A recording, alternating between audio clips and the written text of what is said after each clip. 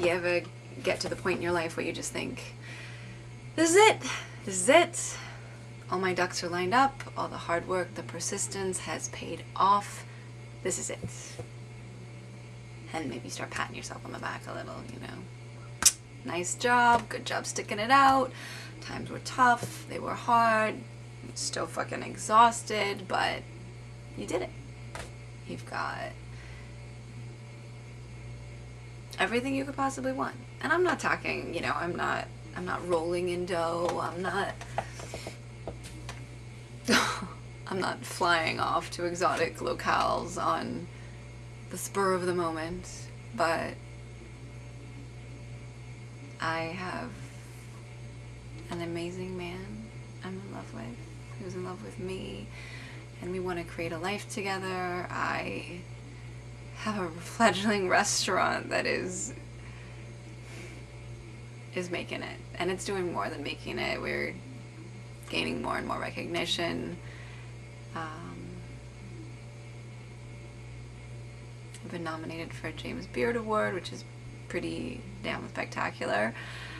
So a career that's flourishing, even if it does require most of my attention. A family, you know, where no drama's happening. A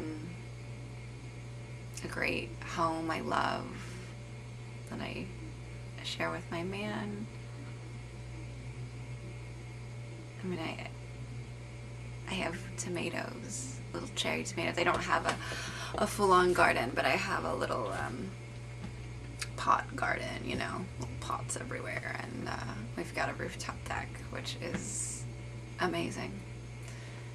And so I get these little cherry tomatoes. I love the yellow ones. You pop them in, it's just like candy. So all this is going on, and I am flying high. I am exhausted but satisfied, so the exhaustion has less of an edge than when I'm not satisfied.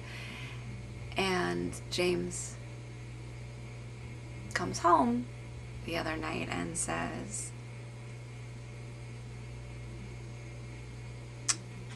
so, we've got to talk.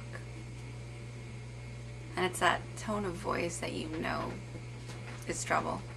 You know, that tone of voice that makes the little hairs on the back of your neck stand up, and you go, okay. And I look at him, and he's like, obviously, everything between us is wonderful, but something's come up at work. Okay. He's like, I think we should have some wine. I'm thinking, whatever this talk involves wine. Definitely not good. And he's a writer. He does a little freelancing on the side, but he primarily works for a science publication, and they're apparently reorganizing and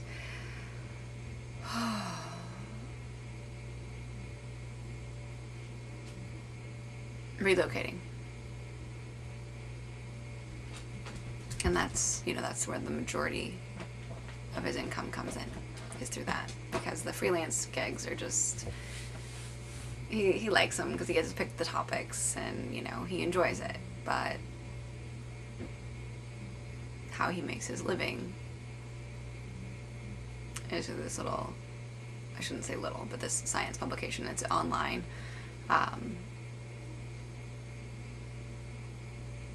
And so now they're relocating, you know, and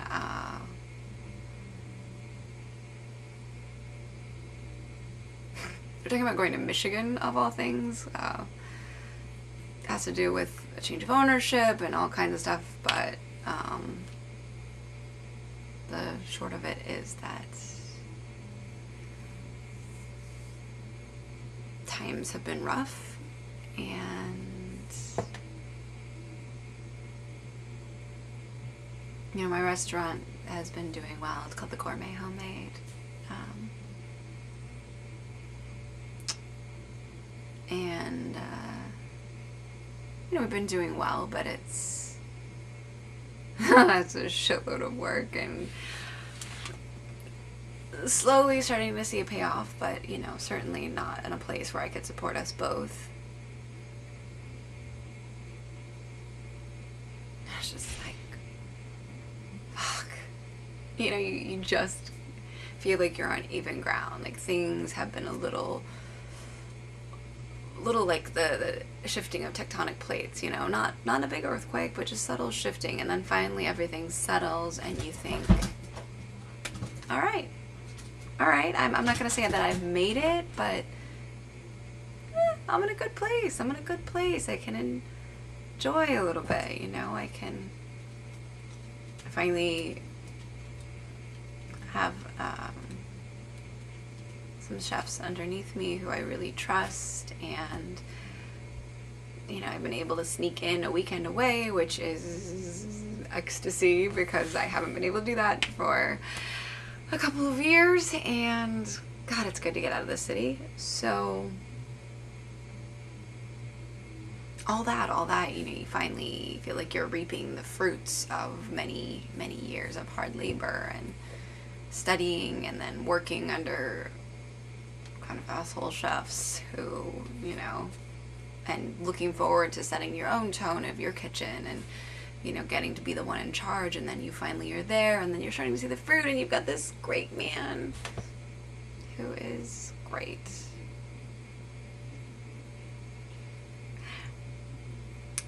On the rare occasions I am home for a sort of, you know, sleeping in weekend. Well, not usually the weekend, usually just one day of it, but he'll bring me breakfast in bed sometimes. It's so decadent. And, you know, when he first did it, I felt,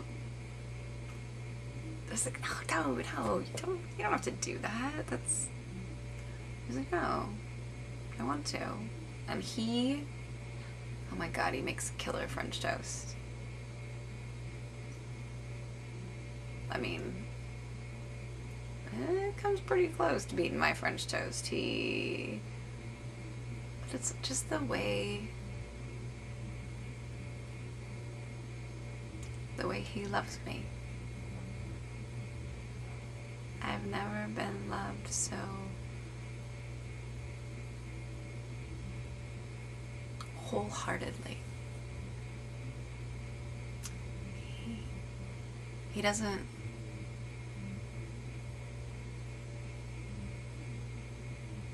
offer up his love as an expectation.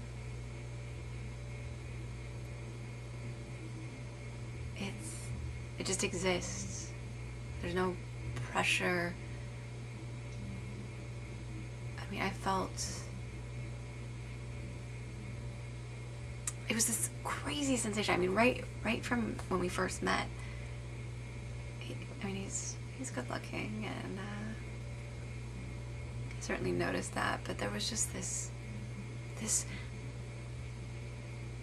juxtaposition of comfort and feeling at home, with an excitement of feeling sexy and desired and desiring, and it was this really fun feeling. I shouldn't say it was, I mean, it still is. This he walks into a room, and I get this burst of delight that I get to go home with him. I'm the one who gets to go home with him. And the way he looks at me,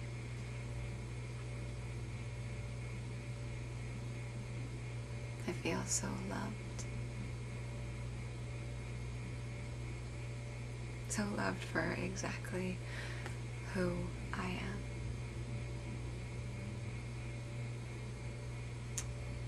And now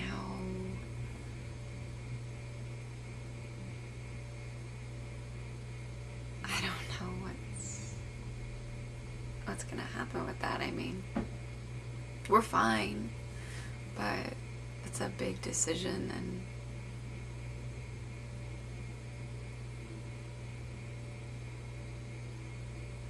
economic stress doesn't help a relationship.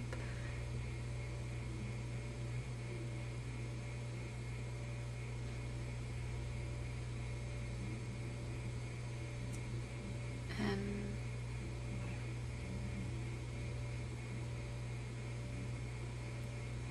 for the first time since I met him, I feel uncertain. I know how important his job is to him. He loves it. He loves all the research and the crazy things he learns. There's this salamander that will become a cannibal of its own sort.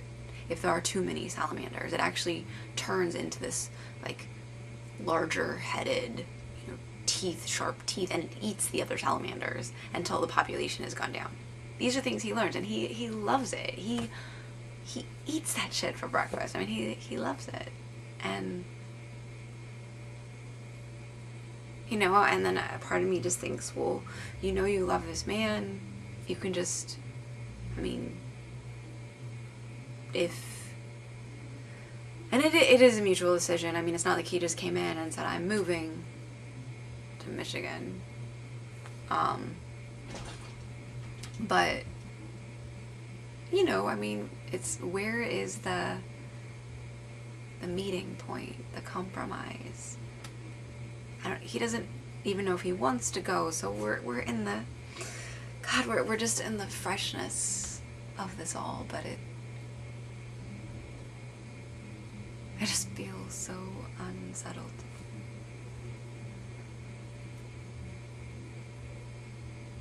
So unsettled.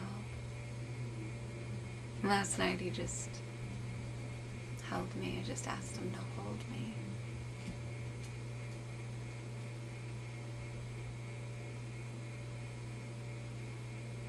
I just think, if there is a God, please, please, please help us figure this out. I don't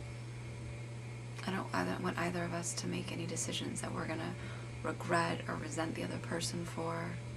I want to have this man's babies. I so want to have his babies, and I guess we just have to figure it out. I guess the one thing I do know is I want to be with him. So we're just gonna have to figure it out.